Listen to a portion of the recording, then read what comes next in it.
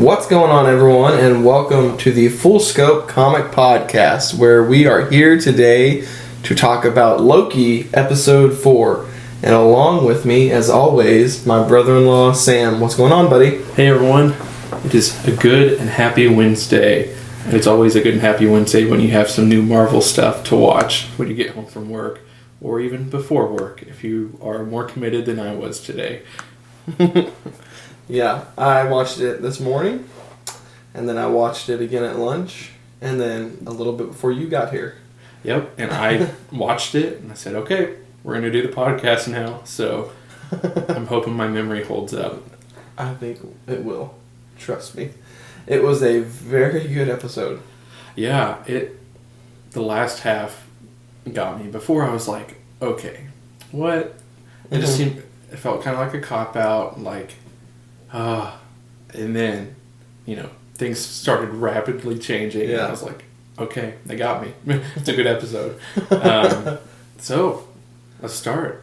Yeah. All right. At the beginning. So, first scene. Yeah. We go to Asgard on Yep. the variant world. I guess Sylvie's Asgard. Yes. She's playing with toys, and boom, Renslayer,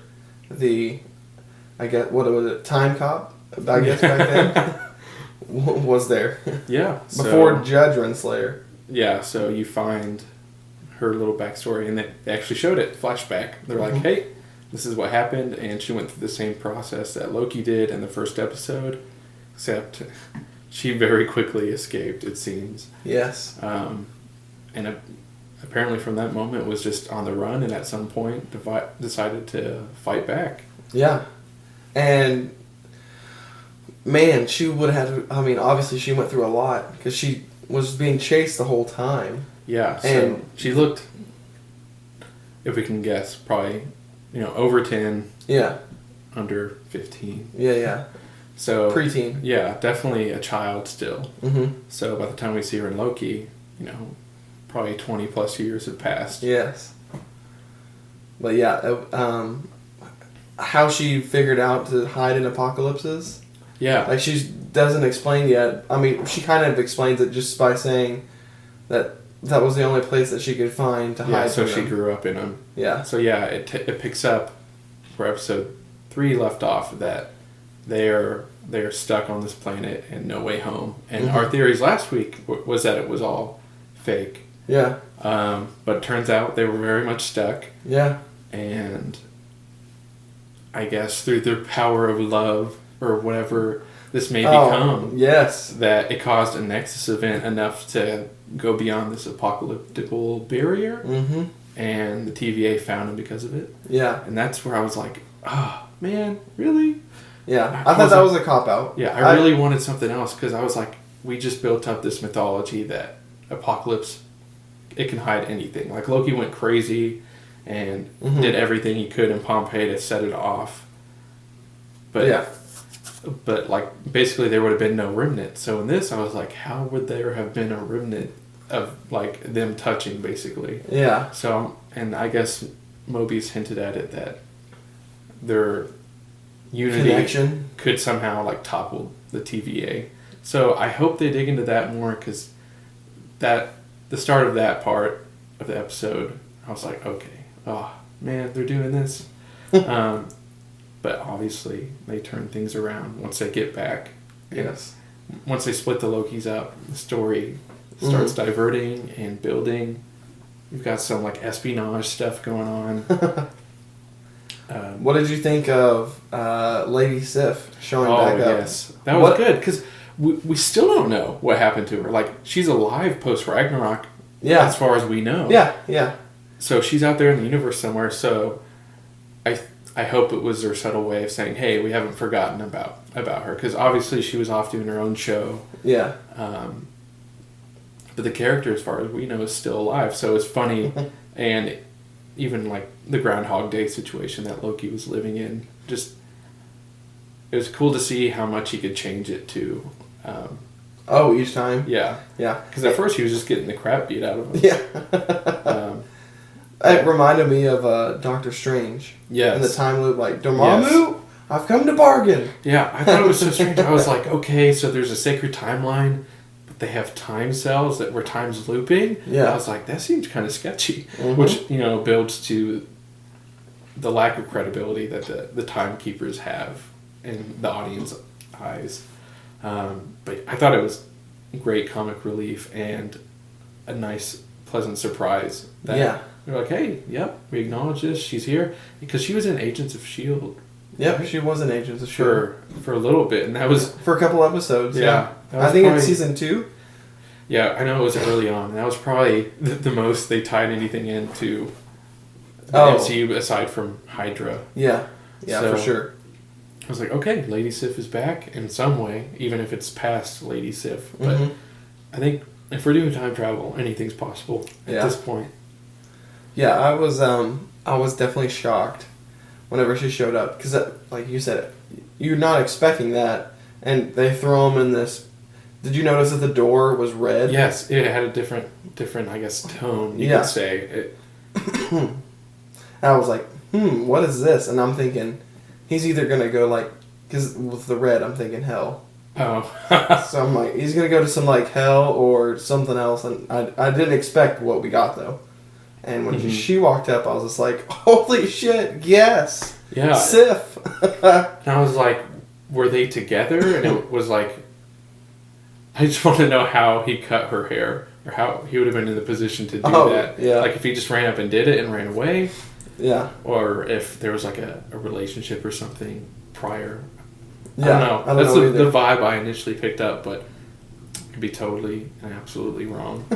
But yeah. But it was good to see her. Yeah, and it basically said, hey, Loki's over here in this time cell, and Mobius is investigating, and Lady Loki's doing her own thing, or Sylvie. And I think that's the strength of this episode, is that, just like the timekeepers, they're like, oh, diverting path, bad. And for me, I'm like, good. Yeah. Like, we're getting story over here, we're getting revelation over here, and... there's a mystery going over here. Yeah, the tide's Mobius definitely turned.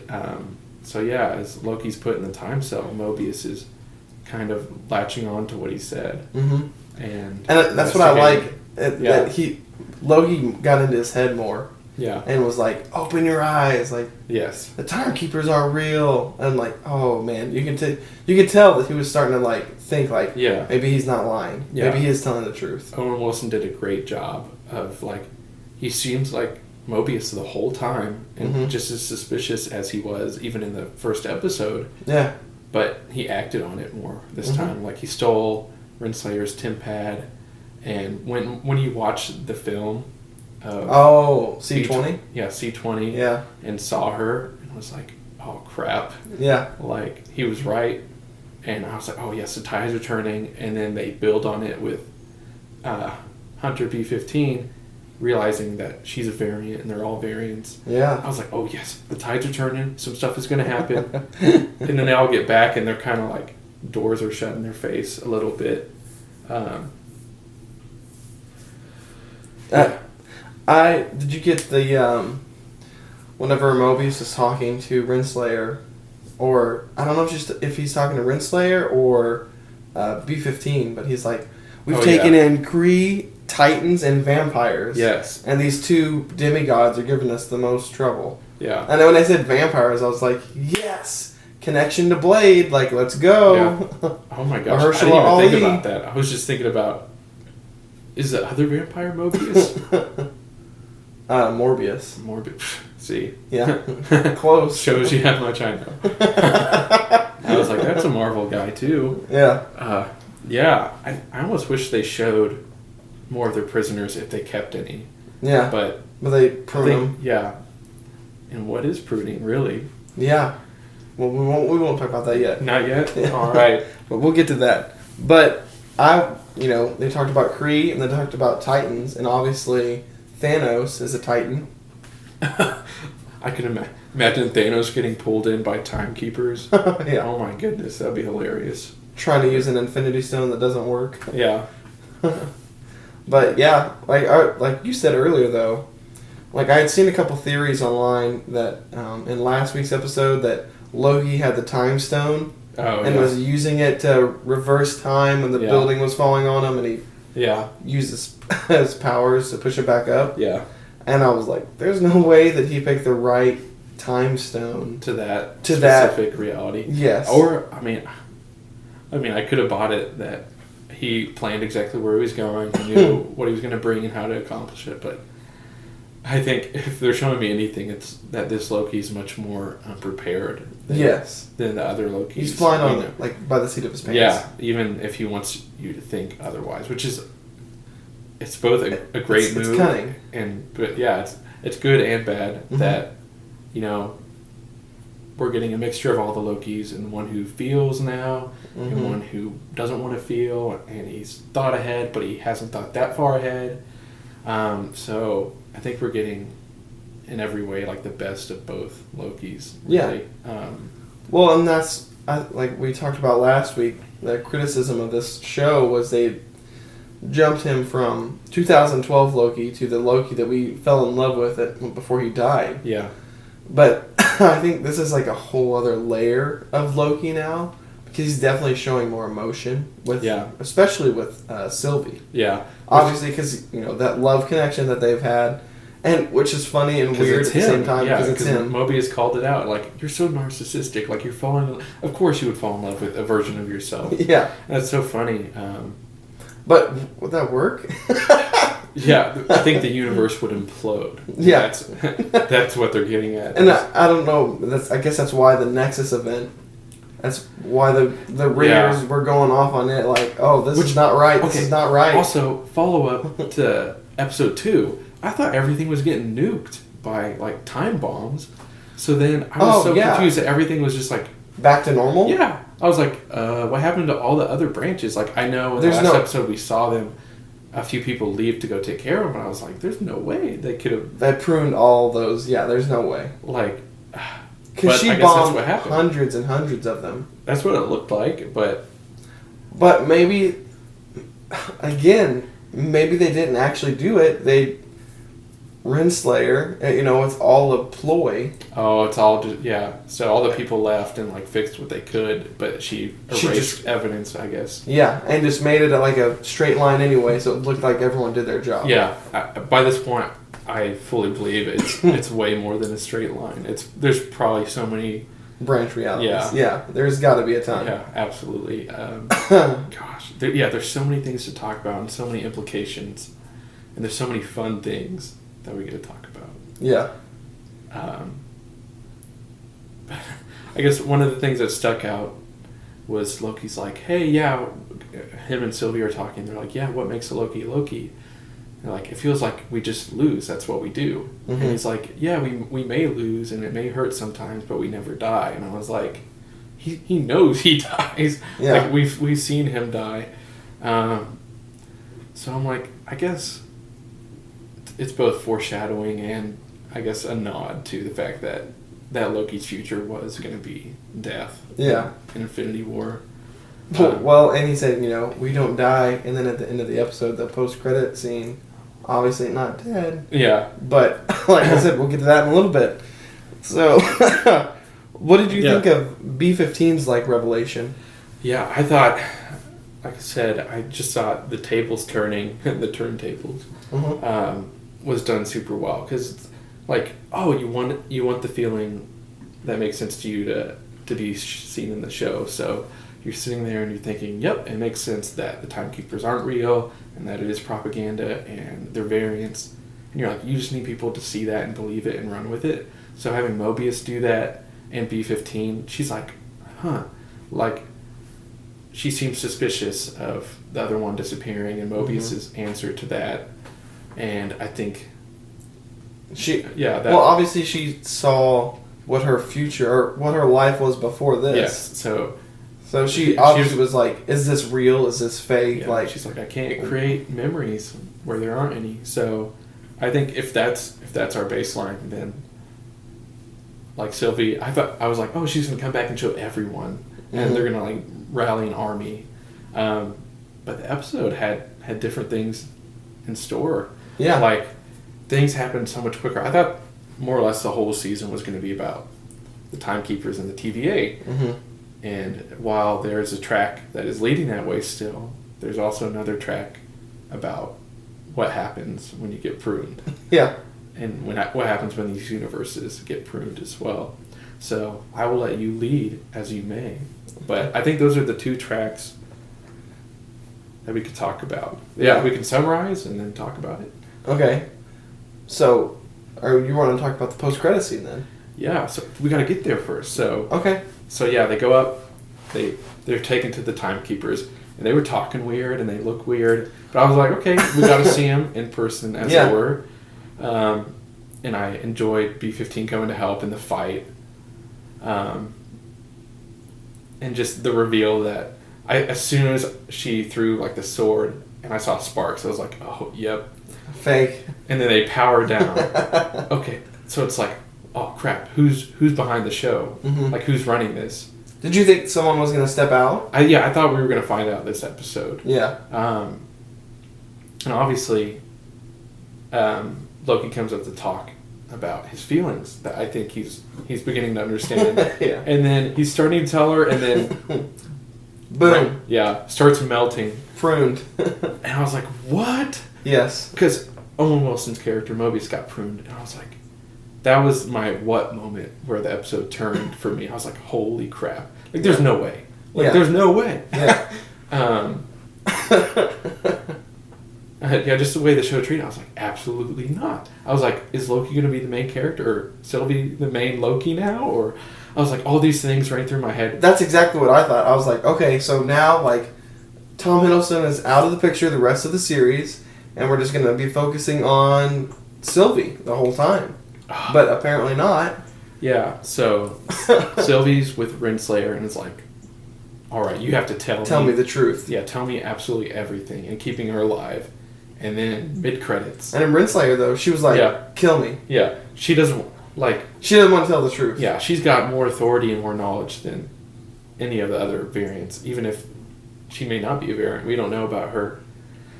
But then the post-credit, or mid-credits, I should say. Yeah. He's like, is this hell? And it's funny, in the closed captioning, which I watched with,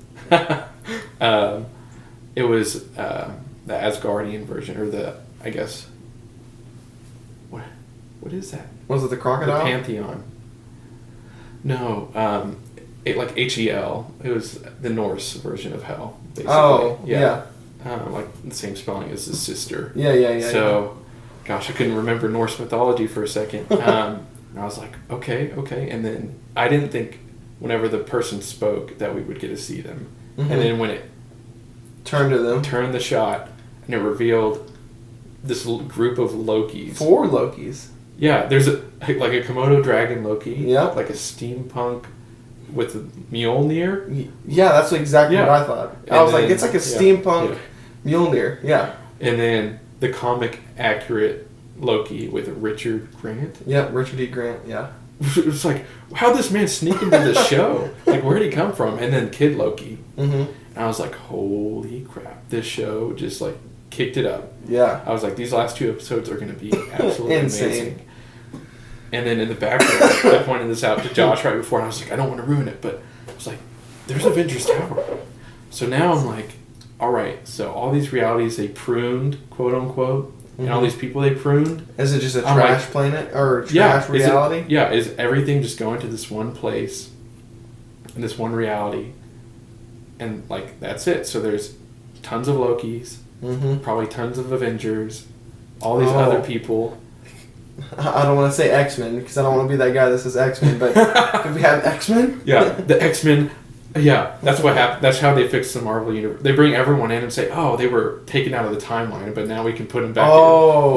There's no way they'd actually do that. That is almost a good way to do it, though. Yeah, we'll see. Like I said, we have yet to see how these shows affect the movies. Yeah, true. But I was like, oh dang! So now. Because there's that promo of Loki, who's in the mayor outfit with the badge. Oh yeah, the President Loki. Yeah, President Loki.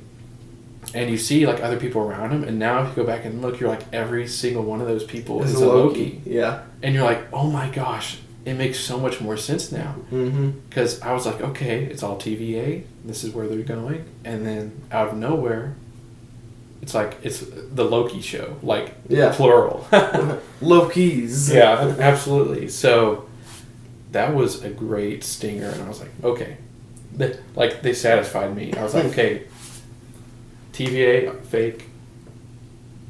Pruning doesn't mean death, and there are tons of Lokis out there, and they're all teaming up because apparently they need to group up to survive, as they made it seem to our Loki. Mm-hmm. Like, oh, well, you better move fast because we need to go. So obviously there's some danger in this prune world, if whatever you want to call it. So yeah, that the last probably 10 minutes flipped the episode for me. I was like, okay, felt like a cop out. They got off this planet somehow. They found him. I was like, that didn't make any sense. It was a lot of talking, like the whole time, but it was a lot of like, not world building, but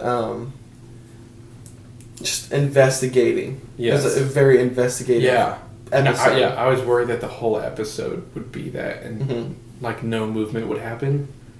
But thankfully, they're like, you know what? We anticipated this. We're going to give you a little bit of a slow burn, and then flip. Yeah. Yeah, like you said, the last 10 minutes is just like boom, boom, boom, boom, boom, boom. Yeah. But the episode, it went by so fast. Yeah. Too. And that's what I noticed. It was like a 50-minute episode, but it flew by. And I was like, holy Which makes me sad. Yeah.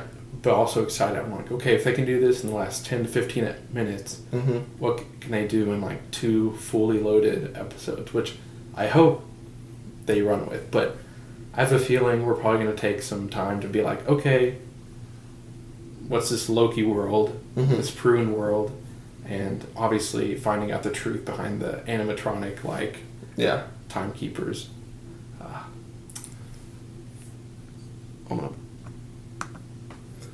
So let's take a theory on what's going to happen in the next episode, and then I guess the next 2 episodes. We'll just do that. So what do you think is going to happen? I think obviously, I mean, I don't know if I can say obviously, they're going to find out the real, or Sylvie's going to find out the real identity of the people behind the TVA, whoever it may be. The timekeeper. Yeah. Singular. Yeah. And then Loki is obviously with a bunch of other Lokis in this hazardous situation. So I think he and the other Lokis are going to fight and figure out some way to get back to the sacred timeline or the TVA. This is totally off the wall, but it would be hilarious if the person behind it all was another Loki variant. Ooh, that would be interesting. And yeah, because you couldn't expect it from our Loki. And with time travel, you know, things can be whatever they need to be. That, like, our Loki could at some point become bad and then start the TVA. But maybe that's why they're catching Lokis. Maybe. Because I feel like that's really the only variant that they're catching is Loki's only. Because, she asked Renslayer why, and she's like, I don't remember. Like, why did you grab me as a kid? Like, what was my Nexus event? Oh, with Sylvie, the timekeeper? Is that what you're saying? Maybe. I don't know. Maybe. I have no idea. Because that's what I kind of just thought. Like, I was piecing that as you were talking. I was piecing that in my head. I was like, what if that she obviously like doesn't get pruned and. Like the events happening now, or like the events that happened... they always previously had happened. Yeah. So every time they try to redo it, and the same thing happens over and over again. Yeah, so basically she finds herself and takes over her spot. Yes. I don't know. Like, that'd be cool, but... It'd be interesting, but I don't think that's it. I don't think it makes sense for her to be like, oh, I've had this awful life because of the TVA, and I am the TVA. Yeah. But I could see it being a Loki that's finding all these other Lokis and throwing him into some other world or dimension. But I almost got like War World vibes from the destruction and the chaos that these Lokis were obviously thrust into, but they know what's going on. Our Loki doesn't. Yeah.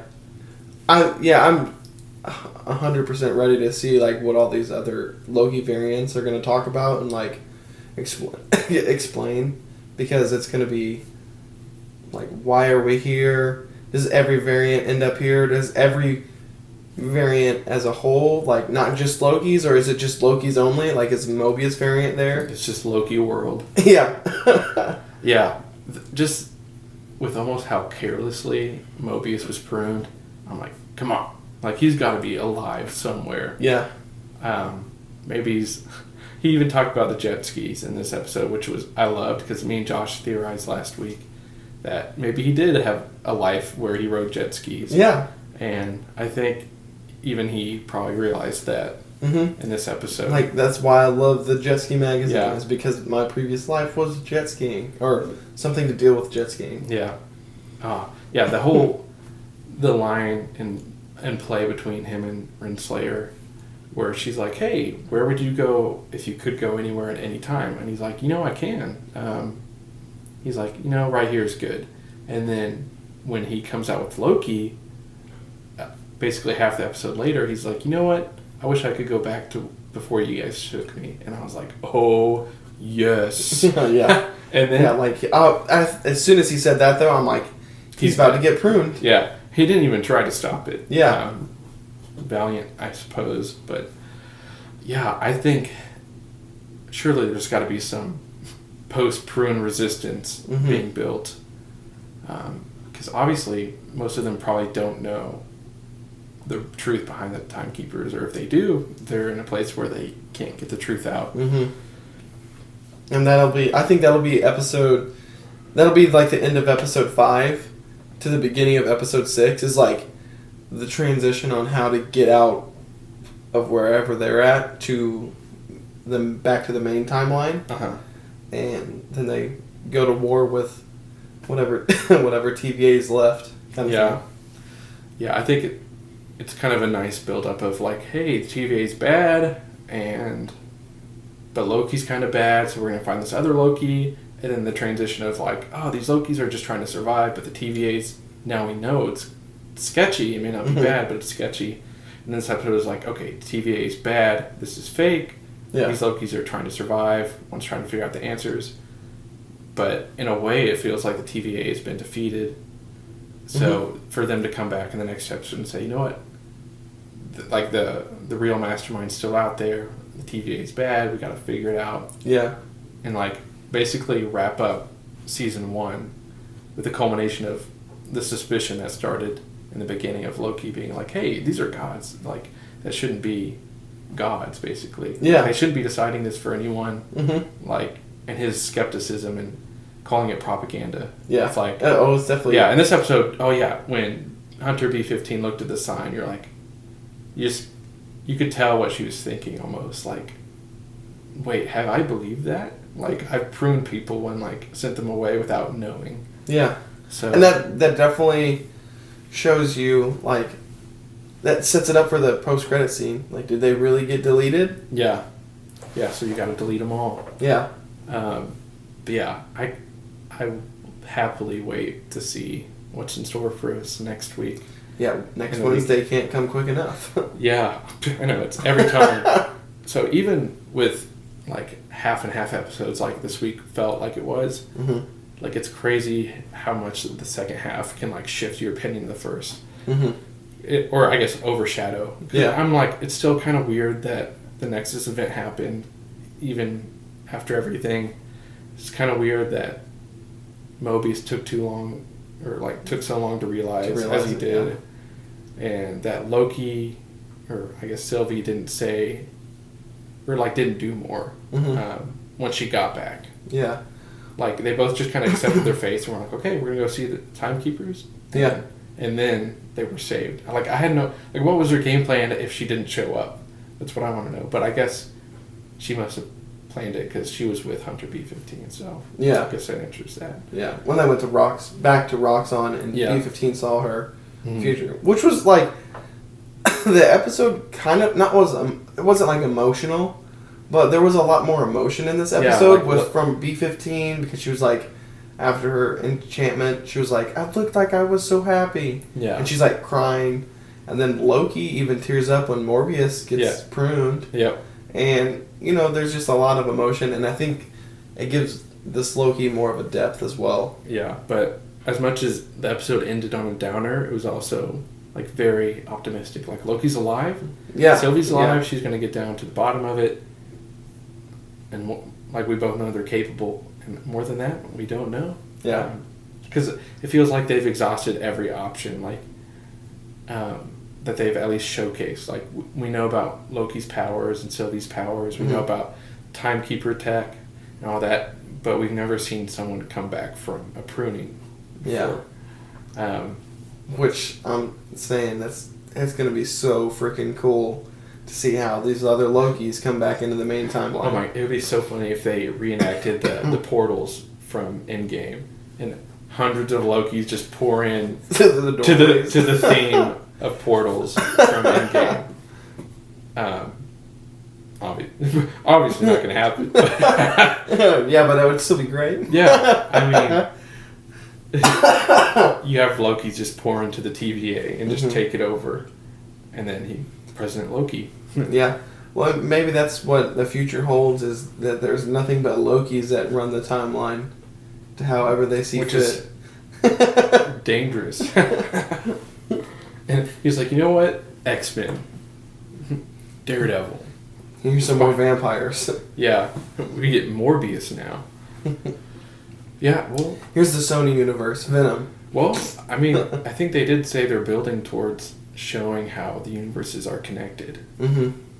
So somehow, some way, Sony and Marvel are going to be more connected. Yeah. And, more evident. This is a good way to, bridge those gaps. I mean, will they say it oh, yep, Venom is part of the MCU, or will they just kind of well, the Avengers are in New York and then we're on the West Coast kind of thing? Yeah, that's what I felt happened when Venom came out. Mm-hmm. But I would love to have a Days of Future Past moment where you're okay, yeah, we have this new thing over here, this old thing over here, and we're going to combine universes for this one thing to fan service and show you guys that it is the same continuity. Mm-hmm. So you have, the old X-Men that you grew up watching with the X-Men 1 through 3 trilogy and Hugh Jackman and all that, and then you've got the James McAvoy and Michael Fassbender and those worlds colliding.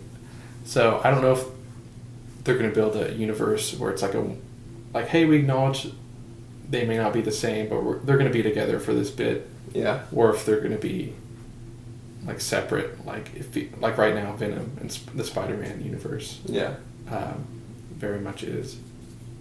Well, we'll see, and I'm super excited for everything that's getting ready to happen because it's going to be crazy. Yeah, and just a brief note from last week is we talked about the Shang-Chi trailer right after it came out, and I was hey, I think that's Abomination and Wong, and we did frame by frame, and I was I don't know if that's Wong, but I was I was hoping, and then Kevin Feige this week revealed oh, if we did have Abomination, yeah, he would be fighting Wong right there. So theory confirmed on that, even though it was in front of us. We couldn't tell for sure. Yeah. The angle that they shot the trailer in. They're is it Wong or is it not? It was 480p. They're you know what? We'll give you a glimpse, but it's not going to be too clear or too clean. Yeah, and it was you definitely knew that was Abomination. Yeah, 100%. But which sorcerer that was, yeah. Yeah, there could be a lot of sorcerers because they all wear pretty much the same garb. Yeah, I was analyzing his head shape. I was I think Wong's got a cave in his head right here. A bigger head. Yeah. And it's wow, I've become this. Well, and I thought Wong was more bald, but this guy had yeah, he's hair. gone back and forth, and I know the actor who plays Wong. Benedict Wong. Yeah. He usually has his hair grown out a bit more. Mm-hmm. But obviously he didn't get blipped or dusted because I think the Shang-Chi trailer, or I think the Shang-Chi movie is going to take place in between the 5-year time gap. I've never heard that. But I think that's what's going to happen. So I think that's why there's like a power struggle. Well, they can get away with a lot in 5 years. They can make anything happen, and then everyone blips back. Well, and I think it would be a good way to bring like there's so much crazy in the world because half the population is gone. So it needs a new protector. Yeah, something like that, and like you get more of the mystical. Like, oh, there's a dragon. Like, oh shit, there's a dragon now. Yeah, well, we haven't even seen the world post Endgame yet, really. Mm-mm. So new heroes could have stepped up that just weren't there for the final fight, obviously. Yeah. So we could have like a Well, fully decked out hero, Shang-Chi, Mm-hmm. years later or after this movie or whenever the movie takes place. Yeah, oh gosh, I just want them to keep building the universe, keep building Young Avengers, and I want to see the payoff.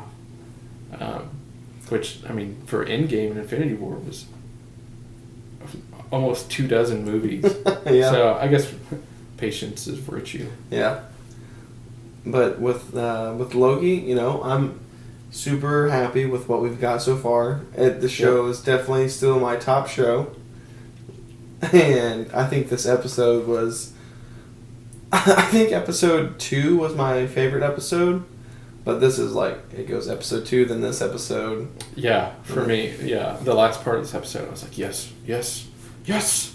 And it just kept rising and doing everything that I was like, yes, please do that. Please do that. Like, answer my question or give me another question to ask. And yeah, Tom Hiddleston absolutely did great. And Sylvie's actress. Mm-hmm. I think she got to show a little bit more of a solemn side to her. Yeah. In the beginning of the episode. And that's what I like too that they've done is like they're like, okay, she's obviously like a variant, but she's not as like as big of a dick as they put her off to be in like the second episode. Is it a crime to kill people that are pulled from their timeline? I don't know. I thought about that and I was like, okay, so she killed a ton of people to get those time bombs. But they were variants. I was like, does that make it better? I don't know. Yeah. It was just a better... You just get more character development with her now, and I'm liking that, because I'm like, oh, I like this character. And I think season 2, I think there's going to be a season 2 of Loki. Fingers crossed. It'll be nice if we have, like, Tom Hiddleston and her as Sylvie, Loki. Yeah. Going through, like, timeline or however they do it. But it'd be super interesting to have that as like a season 2. I know, it could be... like a buddy cop. It could be Marvel's... Or like a rom-com kind of thing. It could be Marvel's version of Legends of Tomorrow. They can just travel through time and fix Nexus events like real ones or something. Who knows where it's going to go, but I think Sylvie's... But much better than Legends of Tomorrow. Yeah, I think Sylvie's going to show how much she actually cares for Loki as she pushes towards the truth. And we will hopefully find out what the truth is next week. Maybe they're a kid. What if the two Lokis have a kid? And that's the timekeeper. Fenrir. I don't know. There's a lot of theories, and I'm sure on the internet this week we're gonna get a lot of what if and theories, and it'll be cool to see like who's comes true and. Yeah, we're going to have to give it a rewatch and get on Twitter and look at the frame by frames. But yeah, the last stinger shot of the group of Lokis, and they all have horns of some sort, represented on their outfits and stuff. And man, I'm confident that pruning doesn't mean death. It just means like you're taken to a different dimension. Yep, you're sent somewhere. So Loki, episode 5 next week. Yep, we'll be back for that. And I'm going to apologize in advance because I've been sick for the past couple days. So I really wanted Sam to take over the episode more, which he did, and I thank you for that. Because I was struggling the whole time, and I'm still struggling. So I apologize if my voice sounds bad, and you hear me coughing and like cough laugh because I'm trying to cover up my cough. Hey, yeah. Every week something's going to be a little bit better and probably a little bit worse. Like last week I sat a mile away from the mic, and this week I'm talking much louder and closer. And now when I go to record or do the editing later, I'll be like, you sat too close, you talked too loud this time. But yeah, thanks for listening. Go follow us at Full Scope Comics Podcast on Instagram. Yep. I think our goal for there is to maybe post some facts, post some updates about the podcast. Mm-hmm. I mean, just post whatever some clips me and of Josh, the podcast. Yep, just whatever me and Josh want to post is what we'll post. So yeah. But yeah, check us out there. Make sure you like and subscribe to the channel if you haven't already, and leave a comment down below. Tell us your theories and what you think is going to happen in the next episode. And if you like the podcast, let us know. Yep. We really appreciate it. And we'll be back last week we were like, we don't know when we'll be back. Hopefully next Thursday, but we were back Wednesday. Yeah, so I think even next better. week will probably be Thursday. Yeah, it probably will be Thursday. I think that will probably be, at least until Loki's done, our main day. So we can look forward to that on Thursdays and or Fridays. Yeah, the podcast will drop on a Friday, probably. Yep. But we'll be at least record on Thursday. So yep. I'm glad we've got like a somewhat consistent schedule as of now. Yes. And hopefully we can stay true to that until the next Marvel thing comes out, which I think is still on Wednesdays from now on. So interesting. Yep. Yeah, me and Josh are just going to try to commit more and more to the podcast and making it better. And we'll try to get more content out eventually. And yeah, we're going to do some microscope deep dives on small topics and telescopes on large topics. Yes, we're using the scope to the full advantage. Yes. I mean, why not? Full scope. Yeah, how many other scopes are there? I don't Telescope, know. microscope. That's it. That's all I know. About it. But yeah, that's something we've been talking about, possibly doing a Marvel movie rewatch, because obviously we love the Marvel universe, and that's something that Sam and I are both like really invested in. So we're definitely talking about doing some rewatches, and we'll kind of not do a commentary. I mean, maybe in the future do a commentary, but just for now, talk through it each movie, and it'll be kind of fun. I got a certain rewatch order that we're gonna watch it in, and it'll be a good time. But I think you'll like it. The rewatch order, it's very interesting. It's one I haven't done yet, and I've rewatched it. I've done a couple rewatches, obviously, but it's not going to be like Infinity War and then every movie and then no. No, that would be interesting, but no. It would like amplify the feeling. That's like the Star Wars Kamikaze episode watch, where you watch like random ones at random times. Like you watch like 3, and then you watch 4, and you watch 6, and you watch 5. It's something random like that. I'm like, that makes no sense at all. Who can live like that? I don't know. Okay. But we're going to end this podcast now. Yes. So thank you for listening, and like I said, like and subscribe. Leave a comment down below and follow us on Instagram, and we will catch you guys next week. Thank you so much for listening.